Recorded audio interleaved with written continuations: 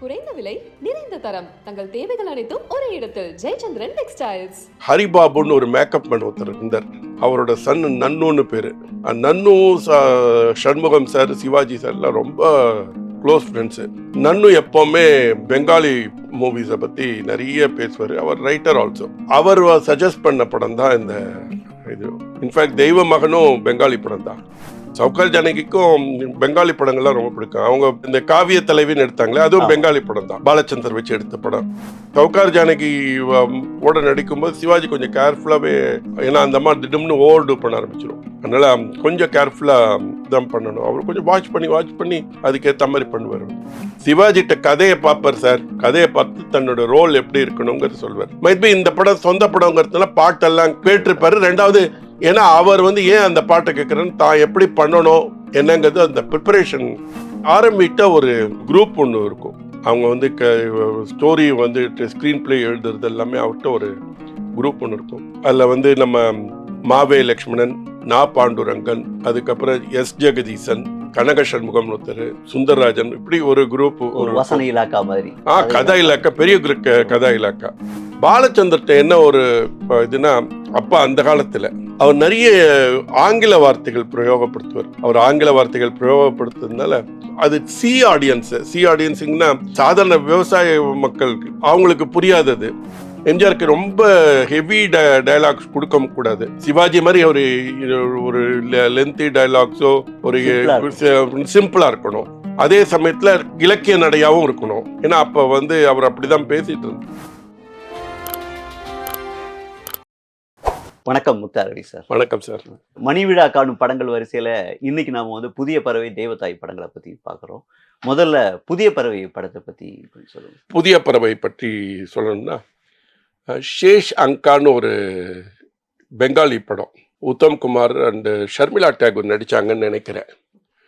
அந்த படம் பெரிய ஹிட். அங்க சிவாஜி ஃபிலிம்ஸ்ல சிவாஜி சார்கிட்ட ஒரு குணம் என்னன்னா, அவருக்கு பெங்காலி படங்கள் மேல அவர் உசுறு. எனக்கு தெரிஞ்சு அவர் நிறைய பெங்காலி படங்கள் நடிச்சிருக்காரு. இப்போ புதிய பறவை, பெங்காலி படத்துல தமிழ் வெர்ஷன் புதிய பறவை, அண்ணன் ஒரு கோயிலும் பெங்காலி படம் தான் நினைக்கிறேன். நிரஞ்சன் குமார் குப்தான் ஒருத்தர், அவர் எழுதின கதை. இது ராஜ்குமார் மொய்த்ரான்னு ஒருத்தர் எழுதின கதை. குங்குமம், நிறைய படங்கள் பண்ணியிருக்காரு. தியாகம்லேருந்து ஆரம்பிச்சு நிறைய படங்கள் பண்ணியிருக்காரு சிவாஜி சார். அதுக்கு காரணம் என்னன்னா, அங்க ஹரிபாபுன்னு ஒரு மேக்கப் மேன் ஒருத்தர் இருந்தார். அவரோட சன் நன்னுன்னு பேரு. நன்னு சண்முகம் சார், சிவாஜி சார் எல்லாம் ரொம்ப க்ளோஸ் ஃப்ரெண்ட்ஸு. நன்னு எப்பவுமே பெங்காலி மூவிஸை பத்தி நிறைய பேசுவார். அவர் ரைட்டர் ஆல்சோ. அவர் சஜஸ்ட் பண்ண படம் தான் இந்த இது. இன்ஃபேக்ட் தெய்வ மகனும் பெங்காலி படம் தான். ஸோ இவங்க போய் அந்த படத்தை போய் ஃபர்ஸ்ட் டைம் சிவாஜி ஃபிலிம்ஸ் ப்ரொடக்ஷனில் இறங்குற படம், அங்கே போய் எடுத்துட்டு வந்தாங்க. ஆஸ் யூஷுவல் அது இந்த ரங்கூன்லேருந்து இந்தியாவில் வருது. அங்கே பெங்கால்லேருந்து கிட்டக்க, பட் இங்கே சென்னைக்கு வர மாதிரியான கதை அது. அந்த படத்துக்கு ப்ரொடக்ஷன் ஒரு பயங்கரமாக செலவு பண்ணி எடுத்தார் சிவாஜி சார் அந்த காலத்துலேயே.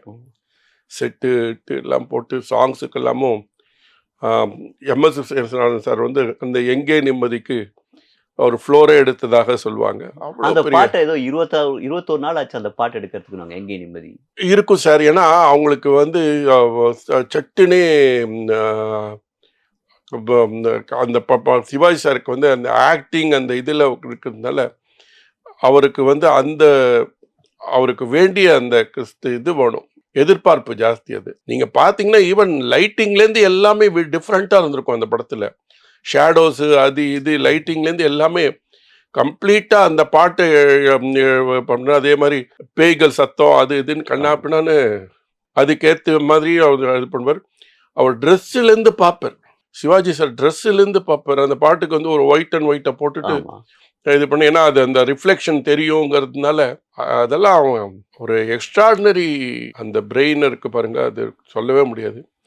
அதுக்கேற்ற மாதிரி அவர்கிட்ட ஒர்க் பண்ண அந்த டெக்னீஷியன் தாதா மிராசி, அவர் மகாராஷ்டிரியன் நான் நினைக்கிறேன். எனக்கு I am not sure about it. Maharashtrian நான் நினைக்கிறேன். அவர் தெலுங்கு, தமிழ் படம் நிறைய படங்கள் இயக்கியிருக்காரு.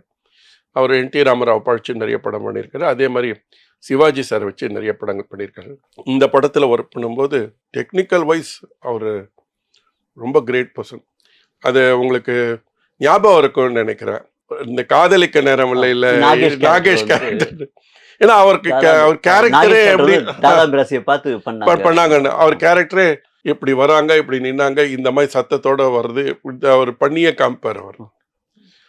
அதனால அவர் நிச்சயமா அவரோட பங்கு இல்லை ஜாஸ்தி இருக்கும். இந்த படம் வந்து சிவாஜி ரசிகர்களுக்கு எந்த அளவுக்கு உற்சாகத்தை கொடுத்து? ரொம்ப நல்லா போச்சு சார். நான் உங்களுக்கு என்னன்னா, உங்களுக்கு அது அவங்க அந்த சிவாஜி அவங்க அந்த ஃபேமிலி அந்த குரூப்பை பற்றி உங்களுக்கு சொல்லணும்னா, அதுக்கு ரொம்ப பர்ஃபெக்ஷனு, ரொம்ப எத்திக்ஸ் ஜாஸ்தி. அவங்க வந்து ஒரு பிளானும் பண்ணுவாங்க, அதே மாதிரி எந்த விதமான காம்ப்ரமைஸும் பண்ண மாட்டாங்க. ஆலயமணி வந்து பேரகனில் ஓடிட்டு இருக்கு, 80 நாள் போயிருக்கு. பட் இருந்தாலும் அதுக்கு அதை 100 days பண்ணியிருக்கலாம், ஒன்றும் இதுவரை அந்த படம் 100 days பண்ணிக்கலாம்.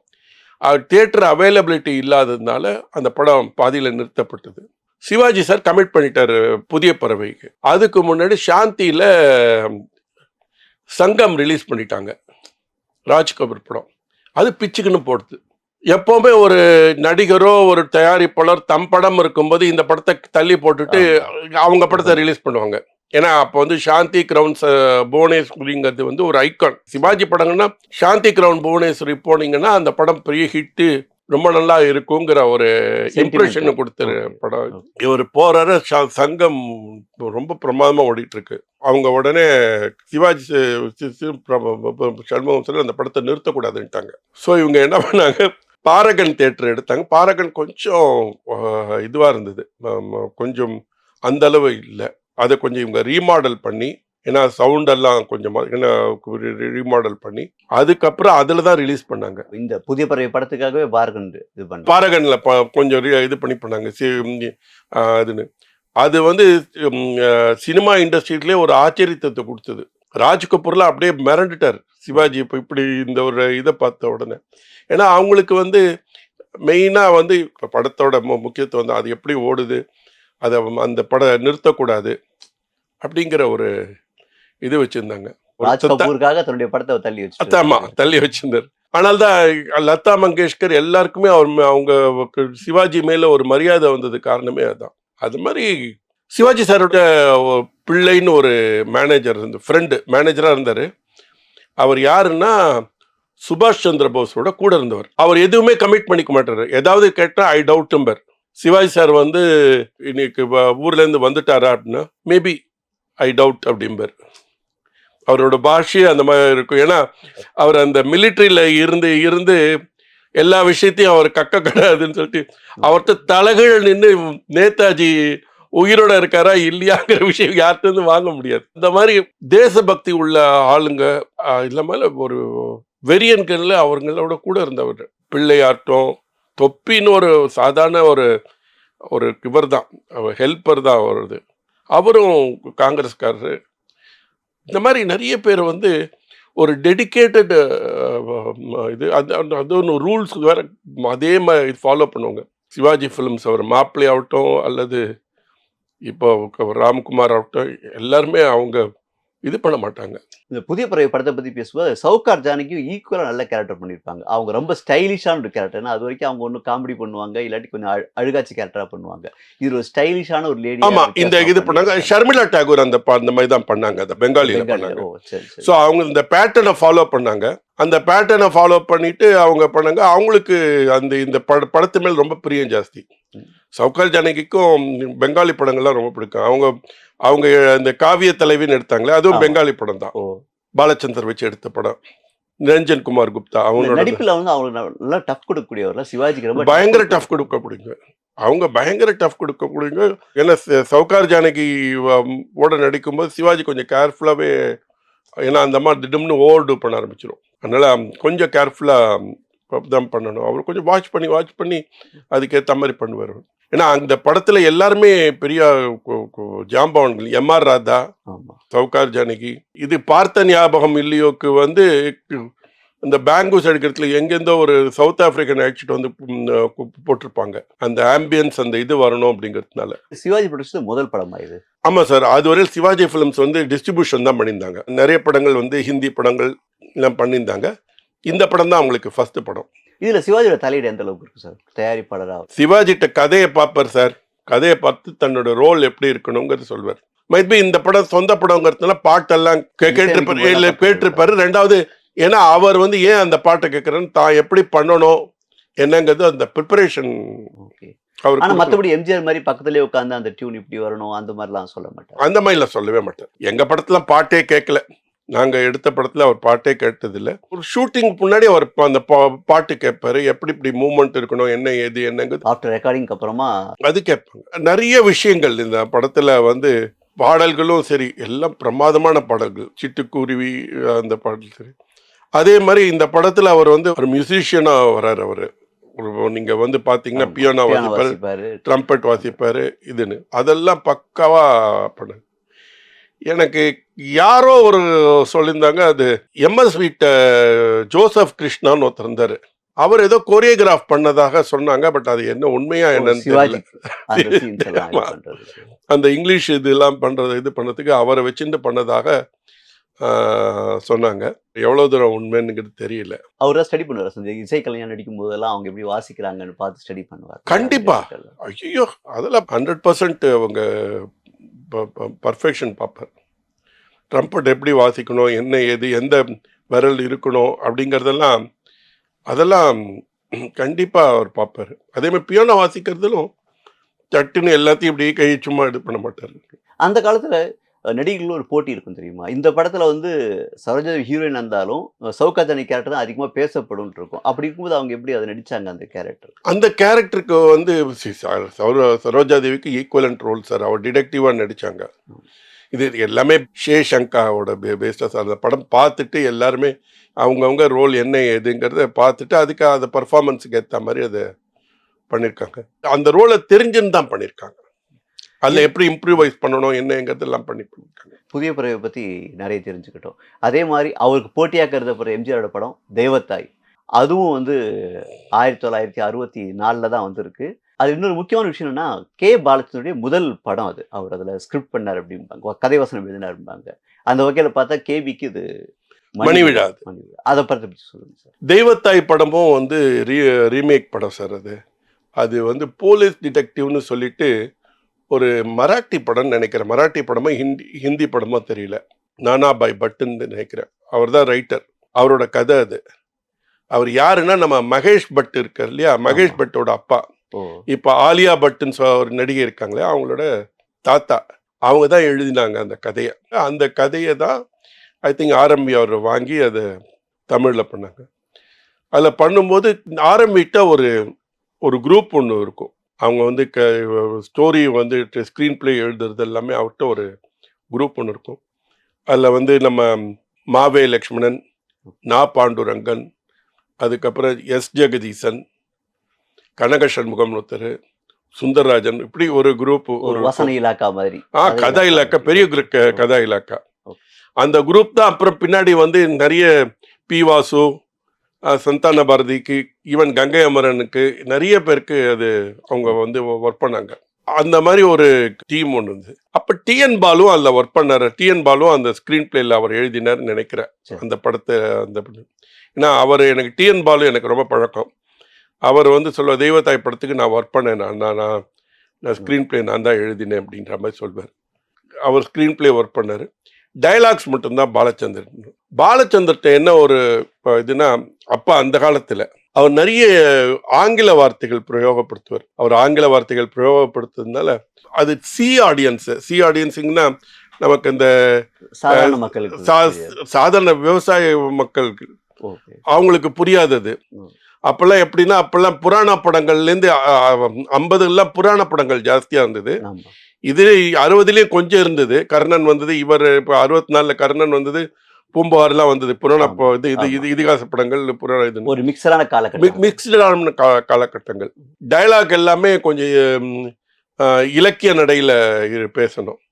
பட் இவரது டோட்டலாக ஒரு நியூ மாதிரி எல்லாமே இந்த இது கலோக்கியல் லாங்குவேஜில் தான், ப்ளஸ் இங்கிலீஷும் இருக்கும் அது. இங்கிலீஷும் இருக்கும். ஸோ அதனால் அந்த நிறைய இங்கிலீஷ் வார்த்தைகள் பிரயோகப்படுத்துனதுனால அதெல்லாம் ரிமூவ் பண்ணி இவங்களே எழுதினதாக ஒரு தகவல் சொல்லுவாங்க. நிறைய டைலாக் அதில் பாலச்சந்தருக்கு ஒரு ஒரு கொஞ்சம் ஒரு அதிருப்தி இருந்ததாக பேசப்பட்டது. அது ரெண்டாவது, அந்த படத்தில் வந்து மெயினாக எம்ஜிஆருக்கு ஏற்ற மாதிரி அந்த கதையை ட்ரீட்மெண்ட்டும் சரி, டைலாக்ஸும் சரி, எம்ஜிஆர் அவரோட பாணிக்கு ஏற்ற மாதிரி எடுத்தோம். எம்ஜிஆருக்கு ரொம்ப ஹெவி டைலாக்ஸ் கொடுக்க கூடாது. சிவாஜி மாதிரி ஒரு லென்த்தி டைலாக்ஸோ ஒரு சிம்பிளாக இருக்கணும். அதே சமயத்தில் இலக்கிய நடையாகவும் இருக்கணும். ஏன்னா அப்போ வந்து அவர் அப்படி தான் பேசிகிட்டு இருந்தார். இலக்கிய நடையும் இருக்கணும், இதுவாகவும் இருக்கணும். அப்போ அந்த மாதிரி ஒரு டைப் ஆஃப் டைலாக்ஸ் அவருக்கு கொடுக்கும்படி இருந்தது. ஸோ அதில் எங்கள்கிட்டே எழுதியிருந்தார். பூஜைக்கு வந்த மலர் எழுதியிருந்தார் அந்த சமயம்.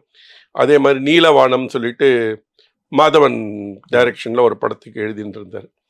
அப்போ தான் அப்பாவும் மாதவனும் சேர்ந்துட்டு அந்த மாதிரி அவருக்கு வந்து ஒரு இது கொடுத்தாங்க, ஒரு ஃபார்மேட் கொடுத்தாங்க. அது வந்து நீ இங்கிலீஷ் டைலாக் இருக்கும்போது கூட தமிழ் டைலாக்கும் வேணும் அப்படின்னு. அதான் இப்போ யூ ஆர் அ ஃபூல் அப்படின்னு சொல்லிட்டு, நீ ஒரு முட்டாள் அப்படின்னு சொல்லிட்டு அந்த தமிழ் டைலாக் சொன்னதான் அந்த ஆடியன்ஸ்க்கு ரீச் ஆகுங்கிறத சொன்னதுனால அதுக்கப்புறம் அதை அந்த பேட்டர்ன் ஃபாலோ பண்ண ஆரம்பிச்சு. அதுக்கப்புறம் நிறைய அந்த மேஜர் சுந்தரராஜன் பேசினால அது மேஜர் சுந்தரராஜன் பாணின்னு ஆச்சு. கே பாலச்சந்தர் பாணி தான். கே பாலச்சந்தர் தான் அது முதல்ல ஆரம்பிச்சாரு. பட் கே பாலச்சந்தருக்கு அப்புறம் என்ன ஆச்சு, இந்த காதலிக்க நேரமில்லை படம் 64 வந்தது. அதே சமயத்தில் ஏவிஎம் என்ன பண்ணாங்க, சர்வர் சுந்தரம் ரைட்ஸ் வாங்கிட்டாங்க, நாடக ரைட்ஸ் வாங்கிட்டாங்க. அவங்க எடுத்தாங்க அந்த 64 அந்த படத்தை. அது பெரிய ஹிட், யாருமே எதிர்பார்க்காத மாதிரி பெரிய ஹிட். ஒரே வருஷம் 2 படம். நம்ம ஒரே வருஷத்துல 2 படம், 2 படமே 100 டேஸ்க்கு மேல ஓடின படம். ஸோ பாலச்சந்தருக்கு அப்புறம் ஒரு ரெகக்னிஷன் கிடைக்க ஆரம்பிச்சிருது. ரெண்டாவது நாகேஷ் வந்து 63 பார்த்தீங்கன்னா தங்கவேலு தான் டாமினேட்டாக இருந்தார். அவர் தான் டாமினேட் பண்ணார். 63 தங்கவேலு தான் டாமினேட் பண்ணார். 64 அப்படியே பரண்டு போயிடுது. தங்கவேலு நிறைய எக்கச்சக்க சம்பளம் வாங்கியிருந்தார், நாகேஷ்க்கு கம்மியான சம்பளம் வாங்கியிருந்தார். 64க்கு அப்புறம் நாகேஷ் பீக்குக்கு போயிட்டார். நாகேஷ் இந்த வருஷம் இதுலேயும் புதிய பறவையிலையும் முக்கியமான கேரக்டர். நிறைய படங்கள் நடிச்சார். இப்போ நிறைய படம் ஓட்டி இதில் நிறைய படங்களில் நடித்தார். அவருக்குன்னு அவருக்கு கால் ஷீட்டே கிடைக்காத நிலைமைக்கு போனது வந்து இந்த 64-65க்கு அப்புறம். கே பாலச்சந்தர் இயக்கத்தில் நடிப்பேன்னு ஒரு காலகட்டத்தில் எம்ஜிஆர் சொல்லியிருந்தார். அவர் நாடகத்தை பார்த்து பாராட்டு விழா பேசும்போது. ஆனால் அதுக்கப்புறம் அவர் டைரக்ஷன் நடிக்கல. என்ன காரணம் அதுக்கு சார்? அவரோட பேட்டர்னில் இவர் நடிக்க முடியாது சார், ரொம்ப கஷ்டம் சார். அது ரொம்ப காம்ப்ரமைஸ் ஜாஸ்தி இருக்கும். பாலச்சந்திரால் அதெல்லாம் பண்ண முடியாது. பாலச்சந்திரால ஈவன் சிவாஜியை வச்சுட்டே ஜாஸ்தி பண்ண முடியாது. இல்லை, அவரோட பேட்டர்ன் தனி, இவரோட பேட்டர்ன் தனி. ஒரே படம் தான் பண்ணார் சிவாஜி வச்சு. எதிரொலி ஒண்டி தான் பண்ணார். அது சரியா போகல. அது அவருக்கு வந்து ஜெமினி கணேசன், முத்துராமன், மெயினாக நாகேஷ் தான். அவரோட கதையே வந்து நாகேஷ் தான். ஏன்னா அவருக்கு முகம் வந்து ஒரு கிளாமரான முகம் கிடையாது. ஸோ அதை வச்சு அவர் கேரக்டரை கொண்டு வந்து அவர் சிம்பத்தியை கொண்டு வர்றது தான் அவரோட மெயின் டார்கெட்டாக இருந்தது. நீங்கள் எதிர்நீச்சல் ஆகட்டும், எல்லா படங்களும் அவர் பாலச்சந்தர் நீர்க்குமிழி ஆகட்டும், சர்வர் சுந்தரம் ஆகட்டும். அதனால் நாகேஷ்க்கும் பாலச்சந்தருக்கும் ரொம்ப ஒத்து போச்சு. அதனால தான் அவருக்கு நாகேஷை விட முடியல. அவர் ட்ராமாலே நடித்தார் நாகேஷ். சதுரங்கம்னு ஒரு ட்ராமா நினைக்கிறேன். அப்போது அந்த ட்ராமாவுக்கு வந்து எங்கள் பெரியப்பா ஏதோ ஒரு வேலையாக இருந்தது பாலச்சந்தரோட. எங்கேயோ ஒரு வெளியில் போக வேண்டியது, அவர் அழைச்சிட்டு போக வேண்டியது. ஸோ அவர் மயிலாப்பூர் ஃபைன் ஆர்ட்ஸ் கிளப்பில் பாலச்சந்தர் இருக்காருன்ன உடனே என்ன நீ இறங்கிட்டு என்னை இறக்கி விட்டுட்டு அவங்க 2 பேர் வெளில போனாங்க. அது என்ன விஷயம் என்னங்கிறது. அப்போது நாகேஷ் அங்கே நடிச்சிட்டு இருந்தார். நாகேஷும் விஎஸ் ராகவனும் இந்த சதுரங்கம்னு நடிச்சிட்டு இருந்தார். அதில் தான் ஒரு பெரிய காமெடி நடந்தது. அதில் அந்த கலாகேந்திரா கோவிந்தராஜன், ராகினி கிரியேஷன்ஸ் கோவிந்தராஜன் ஒருத்தர் பாலச்சந்தர்கிட்ட இருந்தவர். அவர் வந்து என்ன பண்ணார், பசிக்குதுன்னு போண்டா வாங்கிட்டு வந்தார். நாகேஷ் என்ன பண்ணார், உனக்கு என்னடா போண்டான்னு சொல்லி எடுத்து சாப்பிட்டுட்டு அடுத்த சீன் இதுக்குள்ளே என்டர் பண்ணும்போது அப்படியே முழுங்கிட்டு எமோஷ்னல் ரோல் பண்ணுறாரு. ஃப்ராக்ஷனை கிடு அந்த இதுலேருந்து எடுத்து உள்ளுக்குள்ளே ஓடி போய் அது போண்டாவையும் மாற்றாது. ஐயோ, அதெல்லாம் நாங்கள் நேரக்க பார்த்ததுனால இங்க வந்து திட்டு சின்ன போண்டாவை எடுத்துன்னு போயிட்டான் பாரு படுபாவின்னு இவர் திட்டிட்டு இருக்காரு கோவிந்தராஜன். சரி, எதுக்கு சொல்ல வரேன்னா, அதாவது இந்த கேரக்டர்னு வரும்போது அப்படியே இது பண்ணு முடிச்சிட்டு அப்புறம் வாயில மென்னின்னு இருக்காரு அவரு போண்டாவை. இந்த தெய்வத்தாய் வந்து எம்ஜிஆருக்கு மிகப்பெரிய ஹிட்னு சொல்ல முடியாது இல்லையா? மற்ற படங்கள் அளவு. இல்ல பெரிய ஹிட் சார். ஓ, தெய்வத்தாய் பெரிய ஹிட் தான். தெய்வத்தாய் நல்லா ஓடித்து அது. அதுவும் எக்கச்சக்கமா ஓடித்து. அது செகண்ட் ரன்னிங் அது இதுன்னு போட்டு அது எனக்கு தெரிஞ்சு அது ஒரு 40-50 வருஷம். அது வந்து அரசியல் வாடகை இருந்துச்சு அந்த படத்துல. அரசியல் பாட்டிலே இது 3 எழுத்தில் என் மூச்சு இருக்கும் பாட்டிலே டிஎம்கே இது இருக்கு. அதெல்லாம் வந்து பி மாதவன் தான் டைரக்ட் பண்ணாரு. பட் அவர் வந்து ஒரு கம்ஃபர்டபுள் எல்லாத்துக்குமே அட்ஜஸ்ட் பண்ணிட்டு போகக்கூடிய டைரக்டர் அவரு. அவர்கிட்ட எந்த ப்ராப்ளம் வராது. பி மாதவன்கிறவர் அட்ஜஸ்டபிள் டைரக்டர். எல்லாரோடையும் ஒத்து போவார். தன்னுடைய பாணியை விட்டு கொடுக்காம அவங்கள எல்லாருடைய ஆர்டிஸ்ட் அனுசரிச்சு போகக்கூடிய டைரக்டர். சிவாஜி எம்ஜிஆர் போட்டி வந்து உச்சகட்டத்தை எட்டின வருஷம் அப்படின்னு 1964 சொல்லலாமா? ஆமா, இவருக்கு 4-5 படம் ஹிட்டு, அவருக்கு 4-5 படம் ஹிட்டு. இவருக்கு நவராத்திரி ஹிட்டு, சிவாஜியோட 100வது படம் வேற வந்தது அது நவராத்திரி. ஸோ அவருக்கு அவருக்கு வந்த படங்கள் எல்லாமே எதுவும் ஃப்ளாப்புன்னு இல்லாத மாதிரி எல்லாமே நல்லா ஓடித்த படங்கள். புதிய பறவை படத்தை பற்றியும் தெய்வத்தாய் படத்தை பற்றியும் பல விஷயங்களை சொல்லி மிக்க நன்றி சார். நன்றி, வணக்கம்.